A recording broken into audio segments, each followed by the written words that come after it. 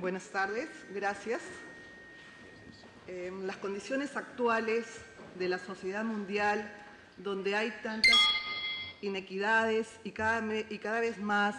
son las personas descartables, personas privadas de derechos humanos básicos, personas pobres, excluidas, discriminadas, explotadas, víctimas de violencia por particulares, revictimizadas por el Estado. El llamado que nos hace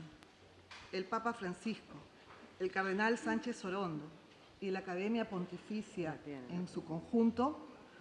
para reflexionar, compartir experiencias y unir nuestros esfuerzos frente a estos flagelos que afectan a la humanidad, como es la trata de personas y el crimen organizado, nos convoca pues a asumir un compromiso prioritario de nosotros como jueces y juezas a través de puentes de cooperación, de trabajo común y solidario, con el objetivo de alcanzar ese bien común de la sociedad que tiene que ser el respeto y la defensa de la persona humana, de su dignidad y de la persona humana, así como la Constitución peruana en el artículo 1 lo consagra. Por eso agradezco esta oportunidad única y privilegiada de encontrarnos en este espacio, grupo de jueces y fiscales que nos hemos dado cita aquí y para adelante, para contribuir a cambios positivos que nuestra sociedad globalizada demanda. Es así que venimos desde el Perú para reafirmar nuestro compromiso desde el rol que cumplimos frente a la prevención, persecución y sanción del delito de trata, así como también para la recuperación de la víctima, evitando repetir historias de terror judicial de algunas décadas atrás, cuando algunos jueces no paraban en sus interrogatorios discriminatorios, indignos y llenos de prejuicios sexistas y de estereotipos de género, hasta conseguir que las víctimas, por lo general mujeres y víctimas de violencia de género, rompieran en llanto porque supuestamente no podían sostener la denuncia y corroborarla, porque no podían mirar a los ojos al agresor que tenían de frente, porque no podían soportar la confrontación y bajando la mirada era símbolo para aquellos jueces de una denuncia falsa y por supuesto con la consiguiente absolución de ese procesado. Y esto, que felizmente ahora es prehistoria judicial, lo traigo a colación por el tema de la absolución, porque cuando hay absolución de los, en este caso, tratantes, por una falta de abordaje adecuado desde el punto de vista legal, jurídico y social, por una falta de comprensión por ideologías que hagan que estos tratantes puedan ser exonerados de toda responsabilidad, lo único que vamos a hacer es procurar a través de estas absoluciones que la impunidad se convierta en un factor determinante en la espiral de violencia que continuará con esta invisibilización y naturalización de estos hechos que afectan la dignidad, la libertad y la vida misma de las personas. En este contexto, considero que la trata de personas en el Perú es una manifestación extrema de la violencia de género, ya que, si bien existen hombres y mujeres víctimas, lamentablemente de las estadísticas que manejamos en nuestro país, alrededor del 92% del total, que para el 2015 eran más de 800 personas, resultan siendo mujeres, mujeres y niñas víctimas. Además, hay una doble vulneración a sus derechos, o me atrevería a decir hasta una triple, por cuanto muchas de las mujeres y niñas víctimas de explotación laboral también lo son de violencia sexual, y triple porque además pueden salir embarazadas de manera forzada o contra su voluntad, o ser obligadas a abortar, o ser separadas de sus hijos, en clara afectación de sus derechos, no solo sexuales, sino también reproductivos. Por lo que en todo análisis del diagnóstico debe realizarse desde la perspectiva de los derechos humanos y de la perspectiva de género. por cuanto existe un impacto diferenciado de la trata diferente en la vida y desarrollo de las víctimas. Y eso que no estoy ingresando a analizar con mayor profundidad el tema de la demanda, que puede explicar perfectamente el tema de la oferta y de la posibilidad de estas ingentes ganancias al respecto. Pero sí quiero detenerme un minuto para señalar que como una moneda que tiene dos caras, por un lado encontramos víctimas mujeres y por el otro lado, como en ningún otro caso de otro tipo de delitos, encontramos también a mujeres como agresoras, como tratantes. Y esto tiene que ver precisamente con un análisis desde la perspectiva de género, porque probablemente esa mujer también haya sido víctima de trata. Y que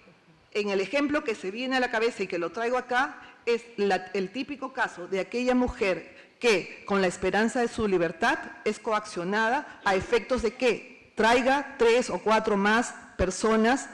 que sean sus sustitutas y ellas puedan conseguir su libertad. Entonces, es un tema muy interesante porque mujeres víctimas y mujeres agresoras como dos caras de la misma moneda.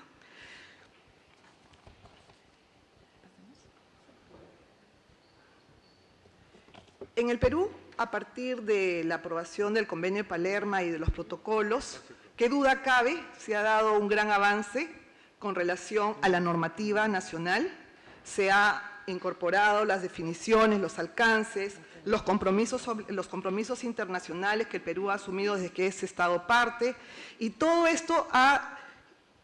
impactado en la normativa de nuestro Código Penal, de leyes especiales, decretos supremos, etcétera, a los cuales no me voy a referir por falta de tiempo, pero que sí podríamos detenernos brevemente en el primer punto donde se señala que para efectos de poder combatir la trata es necesario, para su diagnóstico también, contar con un registro de consulta y reportes de datos que en este caso lo tiene el Ministerio del Interior y se llama Sistema de Registro y Estadísticas del Delito de Trata de Personas Afines, y lo conocemos en Perú por sus siglas RETA. Esta sistematización de la información la tenemos desde el año 2007. No obstante ello,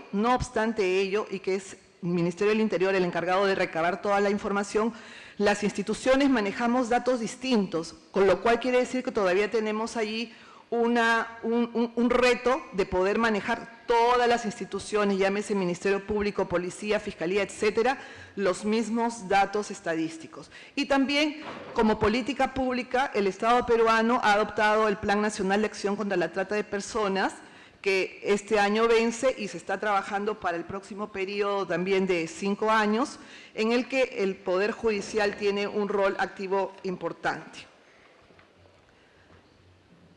Sigamos. Este es el artículo 153 del Código Penal,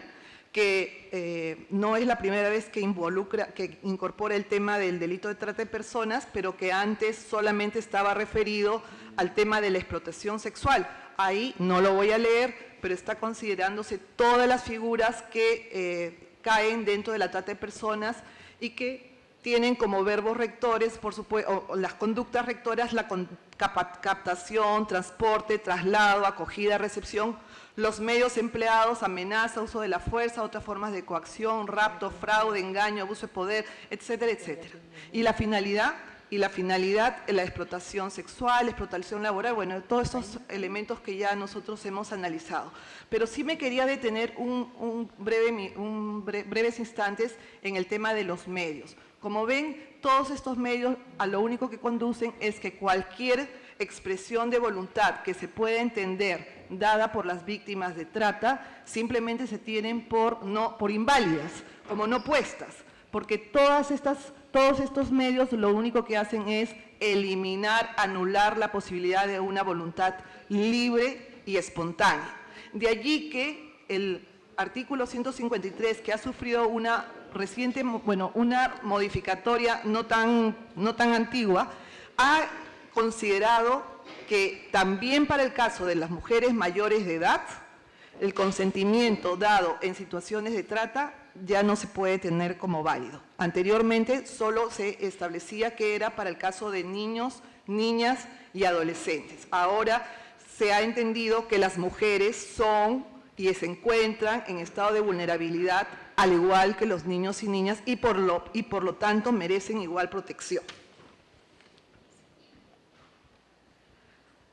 Claro está que los elementos de la trata, ya ahí tenemos la captación, el traslado y la explotación, son los verbos rectores y los elementos que configuran el delito de trata en Perú, ¿no? Ahora, modalidades de trata de personas más comunes en nuestro país: explotación laboral y sexual. Aquí tenemos una situación que no sé si se presentará en sus países, pero que en cuanto a la explotación laboral, tanto los medios de prensa, radiales, escritos, prácticamente exhiben una doble moral, porque por un lado están condenando los hechos de trata y por el otro lado tienen páginas llenas de avisos publicitarios pidiendo señoritas de 18, 25 años, de tales características, de tales medidas, de tales pesos, etcétera, etcétera. Entonces, esto conversado nosotros en Perú desde el Poder Judicial con los medios de prensa, hemos tenido serias dificultades para poder llegar a un consenso y la verdad creo que no lo hemos logrado porque ellos lo que sostienen es que el rol de ellos no es ni de educación ni de prevención, sino simplemente de información. Y no todos, por supuesto, pero hay algunos medios de prensa y sobre todo al interior de nuestro país que incluso a través de la radio, a sabiendas que son ofrecimientos de trabajos falsos, continúan sin tener ningún límite al respecto. Entonces, sigamos. Estoy corriendo por el tiempo porque todo es tan importante y tan interesante, pero bueno, la explotación sexual, la anterior, por favor. La explotación sexual la tenemos que básicamente en nuestro país está, ya lo dije, está afectando específicamente a las mujeres y una de las vías más frecuentes, que seguramente también en sus países lo hemos escuchado, es la vía del Internet. No nos negamos, por supuesto, a los avances tecnológicos, pero sí al uso de los mismos. En ese sentido, por ejemplo, si tenemos una niña o un adolescente que desaparece de la casa y acude a la policía para denunciar que la madre, que ha desaparecido su hija y que el policía le conteste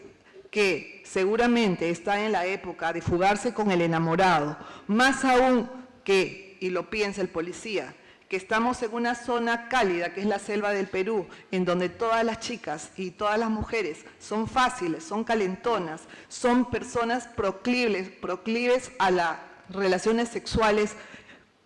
prácticamente desde niñas, entonces estamos entendiendo claramente que hay una falta de comprensión, una falta de capacitación de los operadores del sistema de justicia. En ese sentido, y considero que a pesar de los avances, el Perú continúa siendo una sociedad tradicional, una sociedad sexista y machista, y por lo tanto tenemos que seguir trabajando en todo lo que es la sensibilización y la capacitación, como dije, de los operadores de justicia. Porque no queremos que pase lo que pasó en México, cuando en México, en un determinado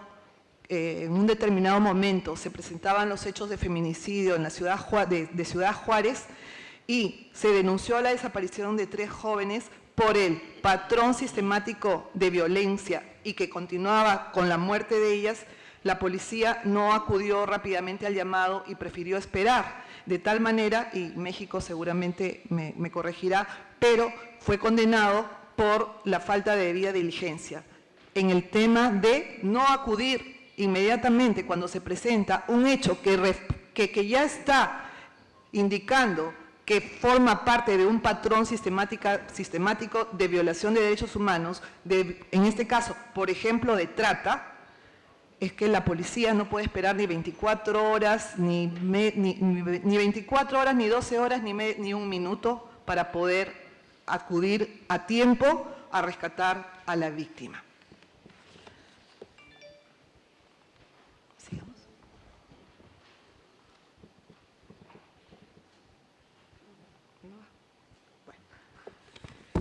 Luego, tenemos explotación de las personas. La explotación de las personas. En Perú se da un fenómeno muy particular, que es el padrinazgo. El padrinazgo, no sé si en todo, no lo he escuchado, uy, caramba. Padrinazgo, que significa que el padrino se hace cargo del niño, de la niña, para darle educación, tienen un vínculo espiritual con los padres, y entonces los padres mandan al niño, a la niña, y termina siendo explotados, y el padrino empieza a cobrar todo lo que hace, y finalmente termina también con una explotación sexual. Explotación laboral, sexual, que lo que nos hace es estar frente a un delito pluriofensivo que atenta contra la libertad personal, la integridad, la vida misma, porque una persona privada de libertad injustamente creo que no tiene vida, y su dignidad. Voy apurándome. Muchísimas gracias. Gracias.